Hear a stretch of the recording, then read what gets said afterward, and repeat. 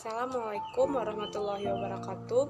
Perkenalkan, nama saya Wilda Sawitri, NIM 19042198, jurusan Ilmu Administrasi Negara di Universitas Negeri Padang. Pada kesempatan kali ini, saya akan menjelaskan materi sistem ADM negara tentang pengadaan barang dan jasa pemerintah. Sebelum itu, kita harus mengetahui dulu peraturan perundang-undangnya, yang mana yaitu menurut Peraturan Presiden Nomor 16 Tahun 2018. Pengadaan barang atau jasa pemerintah yang selanjutnya disebut dengan pengadaan barang atau jasa ini adalah kegiatan pengadaan barang atau jasa yang dilakukan oleh kementerian, lembaga, atau perangkat daerah yang dibiayai oleh APBN, APBD, yang prosesnya mulai dari identifikasi kebutuhan sampai dengan serah terima hasil pekerjaan. Pengadaan barang dan jasa ini meliputi barang, pekerjaan konstruksi, jasa konsultasi, dan jasa lainnya. Tujuan dari pengadaan barang atau jasa ini yaitu yang pertama, menghasilkan barang atau jasa yang tepat dari setiap uang yang dibelanjakan yang diukur dari aspek kualitas, jumlah, biaya, lokasi, dan penyedia. Yang kedua, meningkatkan penggunaan produk dalam negeri. Yang ketiga, meningkatkan peran serta usaha mikro, usaha kecil, dan usaha menengah. Yang keempat, meningkatkan peran pelaku usaha nasional. Yang kelima, mendukung pelaksanaan penelitian dan pemanfaatan barang atau jasa hasil penelitian.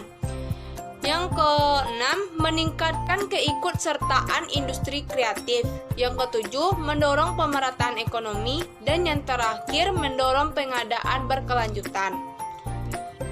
Selanjutnya, kita akan membahas mengenai kebijakan pengadaan barang atau jasa, yang mana kebijakan pengadaan barang atau jasa ini meliputi yang pertama, meningkatkan kualitas perencanaan pengadaan barang atau jasa. Yang kedua, melaksanakan pengadaan barang atau jasa yang lebih transparan, kompetitif, dan terbuka.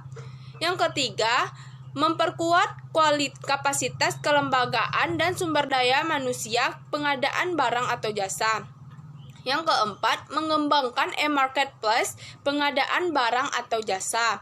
Yang kelima, menggunakan teknologi informasi dan komunikasi serta transaksi elektronik. Yang keenam, mendorong penggunaan barang atau jasa dalam negeri dan standar nasional Indonesia. Yang ketujuh, memberikan kesempatan kepada usaha mikro, usaha kecil, dan usaha menengah. Yang kedelapan, mendorong pelaksanaan penelitian dan industri kreatif. Dan yang terakhir, melaksanakan pengadaan berkelanjutan. Selanjutnya yaitu prinsip pengadaan barang atau jasa, yang mana meliputi efektif, efisien, terbuka, transparan, bersaing, adil, dan akuntabel. Etika dalam pengadaan barang atau jasa ini adalah sebagai berikut. Yang pertama, melaksanakan tugas secara tertib disertai dengan rasa tanggung jawab untuk mencapai sasaran, kelancaran, dan ketepatan tujuan pengadaan barang atau jasa. Yang kedua, bekerja secara profesional, mandiri, dan menjaga kerahasiaan informasi yang menurut sifatnya harus dirahasiakan untuk mencegah penyimpangan pengadaan barang atau jasa. Yang ketiga, tidak saling mempengaruhi baik secara langsung maupun tidak langsung yang berakibat persaingan usaha yang tidak sehat. Yang keempat, menerima dan bertanggung jawab atas segala keputusan yang telah ditetapkan sesuai dengan kesepakatan tertulis pihak yang terkait. Yang kelima, menghindari dan mencegah terjadinya pertentangan kepentingan pihak yang terkait, baik secara langsung ataupun tidak langsung, yang berakibatkan persaingan usaha tidak sehat dalam pengadaan barang atau jasa ini. Yang keenam, menghindari dan mencegah pemborosan dan kebocoran keuangan negara. Yang ketujuh, menghindari dan mencegah terjadinya penyalahgunaan wewenang, korupsi, kolusi, dan nepotisme. Dan yang terakhir, tidak menerima, tidak menawarkan, dan tidak menjanjikan untuk memberi atau menerima hadiah, imbalan, komisi, rabat, dan apa saja dari atau kepada siapapun yang diketahui atau patut diduga berkaitan dengan pengadaan barang atau jasa.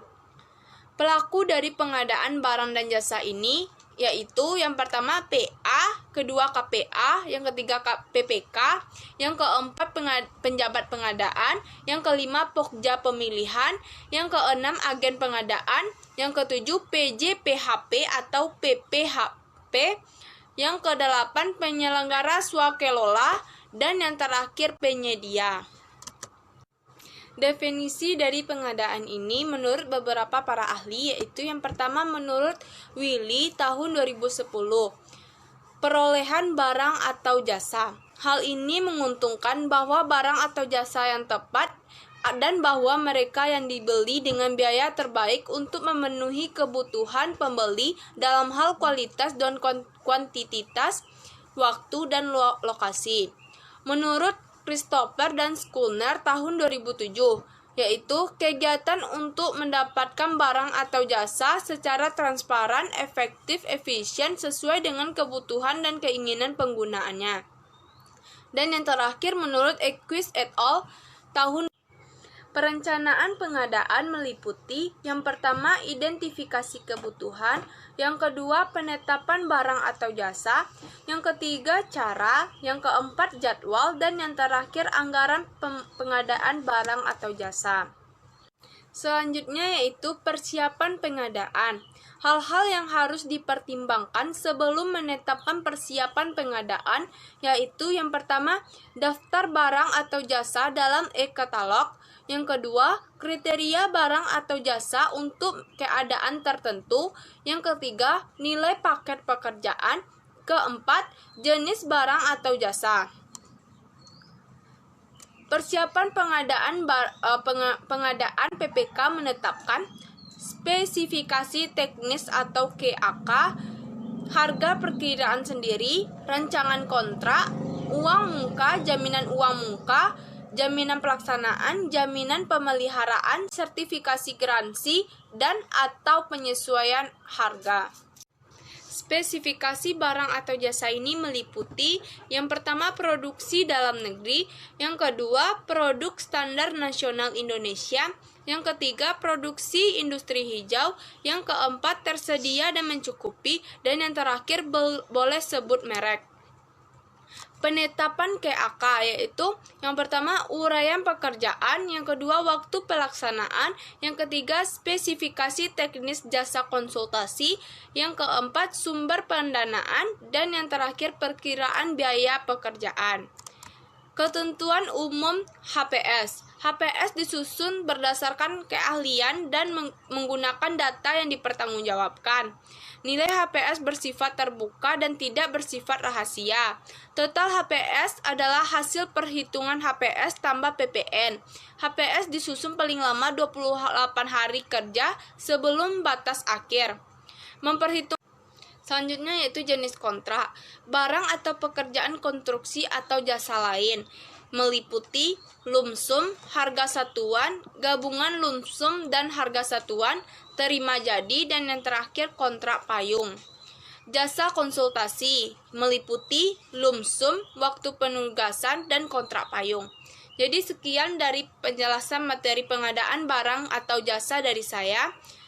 Saya ucapkan terima kasih. Assalamualaikum warahmatullahi wabarakatuh.